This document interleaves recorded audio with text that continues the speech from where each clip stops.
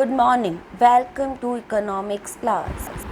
आज की वीडियो में हम डिस्कस करेंगे प्रोपोर्शनेट मेथड या percentage method of elasticity of demand. हमने इलास्टिसिटी ऑफ डिमांड के 3 मेथड बताए थे, एक total expenditure method, proportionate method और ज्योमेट्रिकल मेथड। जो सबसे ज़्यादा यूज़ होने वाला मेथड है दैट इज़ प्रोपोर्शनेट मेथड या परसेंटेज मेथड। मोस्टली इकोनॉमिस्ट इसी मेथड को प्रेफर करते हैं। प्रोफेसर मार्शल ने भी इसी मेथड को ही सजेस्ट किया था। इसका फॉर्मूला क्या है? Elasticity of demand is equal to percentage change in quantity demanded upon percentage change in price. मतलब किसी वस्तु की कीमत में होने वाला परसेंटेज परिवर्तन, प्रोपोर्शनेट चेंज एंड प्रोपोर्शनेट या percentage change in quantity demanded. अगर हमें अब परसेंटेज चेंज डायरेक्टली गिवन नहीं है then we have to calculate it. तो उसका फॉर्मूला क्या रहेगा कि जितना चेंज हुआ है क्वांटिटी में, चेंज इन डिमांड या quantity demanded divide by initial demand. Initial demand मतलब जो डिमांड आरंभ में थी हमारे पास, इसको हम जो चेंज इन डिमांड है इसे हम मेंशन करते हैं Q1 माइनस Q से। Q1 को हम मान के चल रहे हैं नई क्वांटिटी और Q मान रहे हैं पुरानी क्वांटिटी, और डिवाइड बाय जो इनिशियल डिमांड है उसे हम मान के चलेंगे हमेशा Q। और हमें इसका परसेंटेज चाहिए तो मल्टीप्लाई बाय हमें करना पड़ेगा 100। माइनस का साइन रहेगा ही रहेगा। अब हम इससे नीचे फॉर्मूला लिख देंगे percentage change in price. Percentage change in price का क्या होगा? Change in price divide by initial price. तो चेंज इन प्राइस अब क्या रहेगा हमारे पास? P1 माइनस P,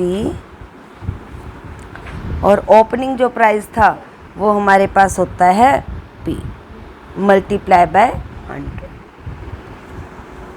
अब हम इसे डायरेक्ट कैसे लिख सकते हैं? अब जो Q1 माइनस Q है उसे हम लिख सकते हैं del Q, change in quantity, और अपॉन Q।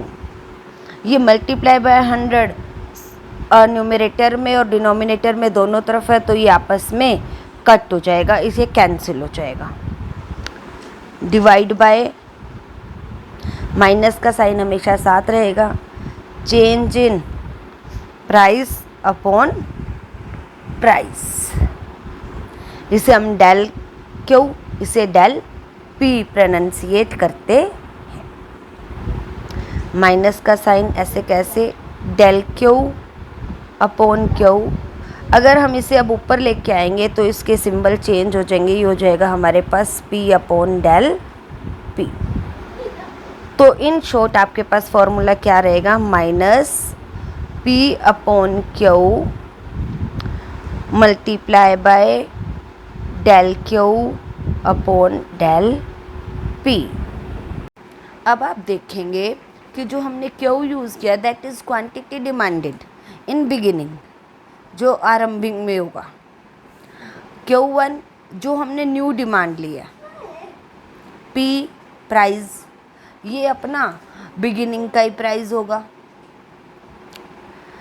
P1 जो नया प्राइस है, Q डेल Q, इसे आप पढ़ेंगे del Q, change in quantity.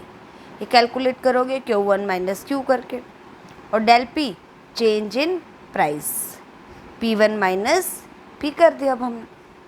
अब एक एग्जांपल लेते हैं कि जब कीमत हमारी when the price of ice cream की कीमत 4 रुपये थी, तो उसकी मांग थी 1 कप।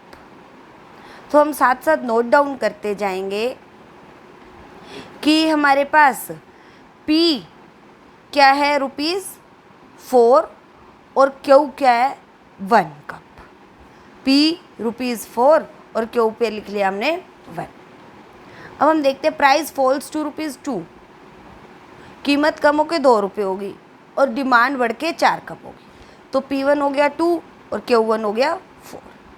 अब del P1 minus P 2 minus 4 is equal to -2 and del Q1 minus Q is equal to 4 minus 3, यानी कि ये Q1 माइनस Q कर दिया ना हमने, 3 कप्स आ गया। अब जो हमारे पास फॉर्मूला था इलास्टिसिटी ऑफ डिमांड का, minus P upon Q multiply by del Q upon del P, यहाँ हम पुट करेंगे। ये माइनस का साइन हमारा एज इट इज़ रहेगा, क्योंकि जो इनका चेंज है वो क्या होता है, अपोजिट होता है, नेगेटिव रिलेशन है, इसीलिए माइनस का साइन तो आप हमेशा साथ लेके चलते ही हो इस फॉर्मूले में। P की जगह P की वैल्यू रख दोगे 4 अपॉन Q की वैल्यू क्या है हमारे पास 1 मल्टीप्लाई बाय डेल Q है -2, डेल Q था 3, डेल Q 3 और डेल P है, डेल P हमारे पास कितना है -2। अब देखो माइनस से माइनस कैंसिल हो गया, 2 1 जा 2, 2 2 जा 4, तो आपके पास ये आ गया elasticity of demand equal to 6 which is greater than 1। यहाँ आप ये भी समझ सकते हो कि जो आपका फर्स्ट मेथड था वो आपको सिर्फ ये बताता था ग्रेटर देन 1 है, लेस देन 1 है या क्या है। यहाँ पे आपको प्रॉपर एग्जैक्ट अमाउंट भी पता चलता है।